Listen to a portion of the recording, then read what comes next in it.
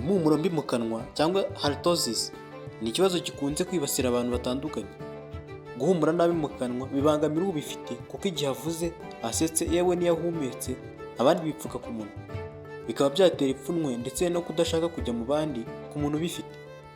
Akenshi ni ikibazo giterwa na bagiteri ziba ari nyinshi mu kanwa, zigasa ibyo uba wariye, nuko bigatanga impumuro itari nziza mu kanwa. Ubwinshi bw'izi bagiteri bushobora guterwa n'impamvu nyinshi zitandukanye. Iyo ubashije kumenya izo mpamvu, bigufasha kwirinda ko bagiteri zaba nyinshi mu kanwa, bityo ukaba urwanyije impumuro mbi mu kanwa. Reka tugaruke ku mpamvu zimwe na zimwe zitera impumuro mbi mu kanwa. Icya mbere ni isuku nkeya y'amenyo. Kutoza amenyo no kugira isuku nke mu kanwa niyo mpamvu ya mbere itera guhumura nabi mu kanwa. Iyo umaze kurya hagashira igihe utaroza amenyo, bagiteri zitangira gukora umwuka utari mwiza. Gukorera isuku amenyo byagakwiye gukorwa umunsi ku munsi. Igihe umaze kurya byibuze nyuma y'iminota 5 ukwiye koza amenyo. Waba udashoboye kubona uburoso ukaba wakoresha utugozi twabugenewe. Iyo woza amenyo ugomba byibuze rimwe ku munsi koza ku rurimi ariko udakubaho cyane. Mu gihe utoza amenyo buri munsi, bimwe mu byo wariye bisigara mu kanwa, uko igihe gihita niko bagiteri ziba nyinshi, ugasanga zafashe ku menyo zigakora ikintu gikomeye aho amenyo atangirira. Ikintu cya kabiri gishobora gutera impumuro mbi mu kanwa ni ukuba wareka ibiryo bigatinda mu kanwa. Uduce tw'ibiryo tuba twasigaye mu kanwa nyuma yo kurya ni imwe mu mpamvu za mbere zitera impumuro mbi mu kanwa.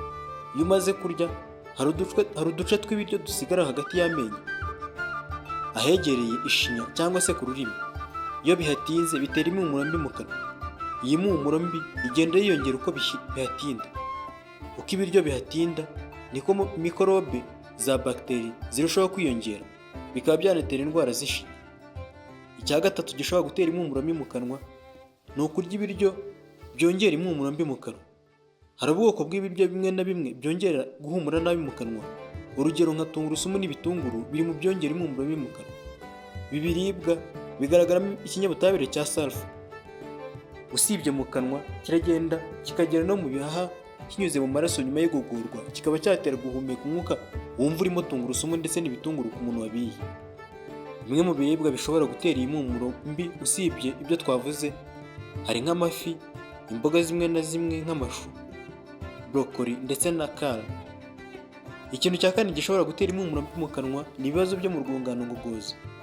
Ibibazo bitandukanye by'igifu bishobora gutera guhumeka nabi mu kanwa. Kimwe mu bibazo bitera impumuro mbi mu kanwa harimo n'indwara yo kugarura ibyo umuntu aba yariye yitwa gastroesophageal reflux disease. Iyi ndwara irangwa rimwe na rimwe n'ikirungurira, ukumva mu muhogo cyangwa se mu gatuza hokera. Iyo bizamutse bikaba byagera no mu kanwa, bitera impumuro mbi mu kanwa. Ubushakashatsi buheruka bwerekanye ko bagiteri zitera udusebe ku gifu arizo zitera guhumeka nabi mu kanwa. Ikintu cya gatanu gishobora gutera guhumura nabi mu kanwa ni amata. Amata n'ibindi bikomoka ku mata ni byiza ku buzima bwacu kuko bifasha mu gukomeza amagufwa n'izindi ntungamubiri dukenera. Gusa ni kimwe mu bitera guhumeka nabi mu kanwa. Mu mata habonekamo amino acid ituma bagiteri ziyongera cyane mu kanwa, cyane cyane ku rurimi. Uko bagiteri ziyongera niko hagenda hakorwa ibinyabutabire bitandukanye mu kanwa.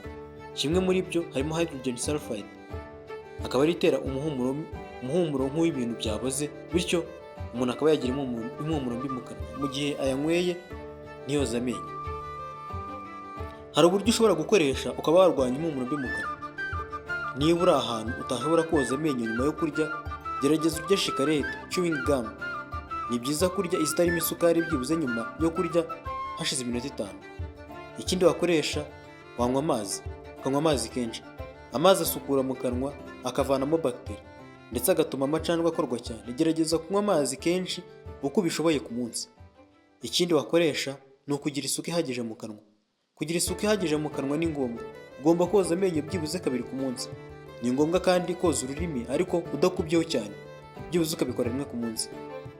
Ukwiye kwibanda kandi ku biryo bikungahaye kuri vitamin C ibituma bagiteri zitabasha gukura mu kanwa. Ugomba guhindura uburoso bw'amenyo byibuze kandi nyuma y'amezi 3. Mu gihe ufite ikibazo cy'amenyo, ugomba kugana muganga w'amenyo akaba yagusuzuma hakiri kare, akaba yagufasha akaguha imiti. Ngibi ibyo wamenya ku ndwara yo guhumura nabi mu kanwa ikunze kubangamira abatari bake kuri iyi si. mbashimiye ko twabanye. Niba utarakora subscribe ntugende utayikoze, ukande like, usige comment, ukore na share nyinshi cyane, tujye tubana buri munsi mu bindi biganiro byiza. Njye nitwa Charles Gahigana. Hasta la vista.